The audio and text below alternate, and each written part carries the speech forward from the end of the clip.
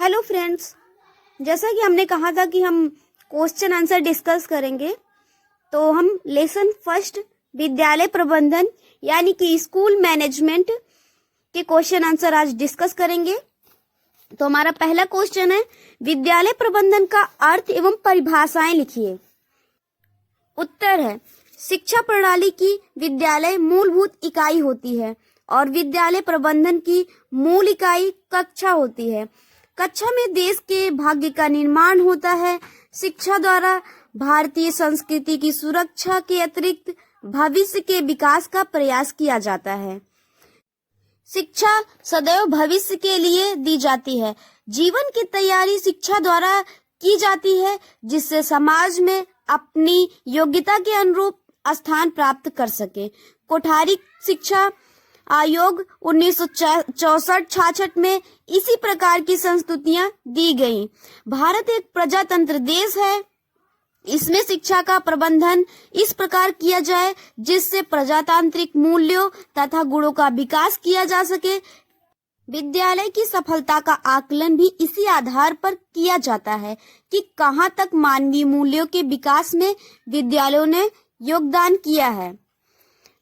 विद्यालय प्रबंधन की परिभाषाएं। हेरोल्ड किंज के अनुसार विद्यालय प्रबंधन मानवीय एवं भौतिक साधनों से उद्देश्यों की प्राप्ति के लिए समन्वय करना है। जेम्स लुंडे के अनुसार विद्यालय प्रबंधन मुख्य रूप से किसी विशिष्ट उद्देश्य के लिए प्रयासों को नियोजित, समन्वित, अभिप्रेरित एवं नियंत्रित करने की कला है। दूसरा क्वेश्चन है, विद्यालय प्रबंधन की आवश्यकता एवं कार्य बताइए। उत्तर है, शैक्षिक उद्देश्यों की प्राप्ति करने के लिए समुचित विद्यालय प्रबंधन की अति आवश्यकता होती है। शिक्षण अधिगम प्रक्रिया को प्रभावी एवं दक्षतापूर्ण बनाने के लिए प्रबंधक को चाहिए कि वह मानवीय एवं भौतिक संसाधनों का उचित प्रबंधन करे, ताकि राष्ट्र के भावी नागरिकों का निर्माण हो सकता है। सच यह है कि किसी भी राष्ट्र के विकास का आधार विद्यालय है। यदि प्रबंधन राष्ट्रीय या सामाजिक प्रभावी नीतियों के अनुरूप क्रियान्वित हो तो निश्चित ही कोई भी राष्ट्र विकास की अग्रणी पंक्ति में खड़ा हो सकता है। विद्यालय समाज का लघु रूप है, जहां छात्रों के मानसिक विकास के साथ शारीरिक, बौद्धिक, सामाजिक, नैतिक और सांस्कृतिक विकास का भी होना अति आवश्यक है। विद्यालय प्रबंधन के अभाव में न तो विद्यार्थियों का सर्वांगीण विकास संभव है और न ही अधिगम प्रक्रिया को प्रभावी बनाया जा सकता है। अर्थात हम कह सकते हैं कि समुचित प्रबंधन ही अधिगम प्रक्रिया को प्रभावी बनाने के लिए अति आवश्यक होता है। क्वेश्चन नंबर 2, विद्यालय प्रबंधन का महत्व लिखिए। उत्तर, वर्तमान समय में विद्यालय प्रबंधन की समस्या अधिक व्यापक एवं जटिल हो गई है, क्योंकि आज विद्यार्थियों की संख्या में निरंतर वृद्धि हो रही है। इसीलिए विद्यालय के कार्य क्षेत्र का विस्तार हो रहा है। नई नई विधियों, प्रविधियों तथा मनोवैज्ञानिक सिद्धांतों को पाठ्यक्रम तथा पाठ्य सामग्री में स्थान दिया जा रहा है। माध्यमिक शिक्षा के उद्देश्यों की प्राप्ति के लिए आधुनिक मनोवैज्ञानिक अनुसंधानों, बुद्धि तथा योग्यता परीक्षाओं का विद्यालयों में प्रयोग बढ़ रहा है, जिससे विद्यालय का समाज तथा राष्ट्र के प्रति उत्तरदायित्व में निरंतर वृद्धि हो रही है। इसीलिए विद्यालय प्रबंधन का महत्व बढ़ता जा रहा है।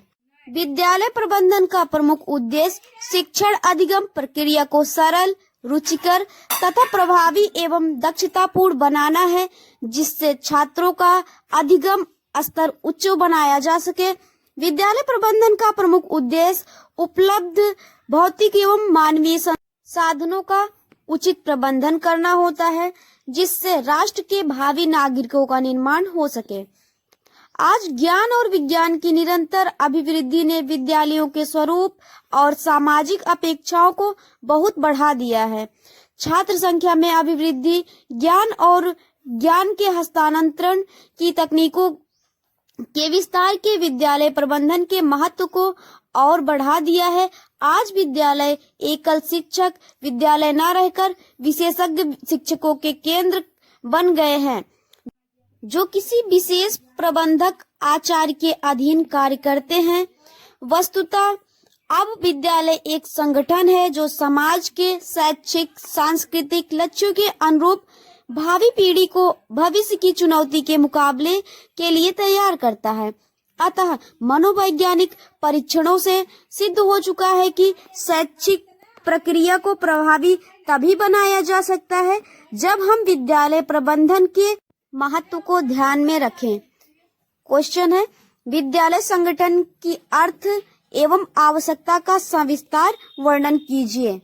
आंसर है, वर्तमान जनतांत्रिक व्यवस्था में विद्यालय संगठन का अर्थ बहुत ही व्यापक हो गया है। इसी संदर्भ में पीसी रेन के विचार बड़े ही बहुमूल्य हैं। उनका कहना है कि विद्यालय संगठन का अभिप्राय छात्रों को लाभ पहुंचाना, उनकी ज्ञानेंद्रियों को प्रशिक्षित करना, उनके मानसिक स्तर की उन्नति करना, उनमें स्वास्थ्य दृष्टिकोण विकसित करना, उनको स्वस्थ और शक्तिशाली बनाना, उन्हें कर्तव्यपरायणता सिखाना तथा राज्य एवं समाज के प्रति उत्तरदायित्व का ज्ञान देना है। अतः विद्यालय संगठन का तात्पर्य केवल छात्रों को परीक्षा के लिए तैयार करना ही नहीं, अपितु उनमें उपरोक्त गुणों का विकास करना होना चाहिए। विद्यालय संगठन की आवश्यकता। विद्यालय संगठन के व्यापक अर्थ को देखते हुए उसका उद्देश्य केवल अध्यापक की व्यवस्था करना तथा अनुशासन स्थापित करना ही नहीं है, अपितु छात्रों के व्यवहार में अपेक्षित परिवर्तन लाना और उनके सर्वांगीण विकास के लिए उचित वातावरण का निर्माण करना भी है। ऐसे वातावरण का सृजन किया जाए जिसमें बालकों की प्रतिभा के मुक्त विकास का अधिकतम अवसर उपलब्ध हो सके। इस महत्वपूर्ण लक्ष्य को ध्यान में रखते हुए विद्यालय संगठन के निम्नलिखित उद्देश्य निश्चित किए जा सकते हैं। पहला, सीखने और सिखाने के लिए उचित वातावरण का निर्माण करना। दूसरा, शिक्षा के उद्देश्य की पूर्ति में सहायता करना। तीसरा, छात्रों में सामुदायिक भावना का विकास करना। चौथा, समाज के लिए त्याग करने वाले नागरिकों का निर्माण करना। पांचवा, प्रत्येक क्षेत्र की कार्यकुशलता में वृद्धि करना। छठवां, सहयोगात्मक ढंग से कार्य करने की आदत डालना। सातवां, छात्रों में स्वस्थ और मनोवैज्ञानिक दृष्टिकोण का विकास करना। आठवां, अपनी सांस्कृतिक धरोहर से परिचित कराना तथा समाज के प्रति उत्तरदायित्व का भाव विकसित करना। नौवां, छात्रों में जनतंत्रीय आदर्शों के प्रति आस्था उत्पन्न करना तथा जनतंत्रीय जीवन पद्धति अपनाने का अभ्यास देना। 10वां, छात्रों में समाज सेवा का भाव पैदा करना और उसके प्रति उचित अभिवृत्ति का निर्माण करना। 11वां, छात्रों में राष्ट्रीय चेतना, स्वाभिमान तथा परिश्रम के प्रति उचित दृष्टिकोण का विकास करना।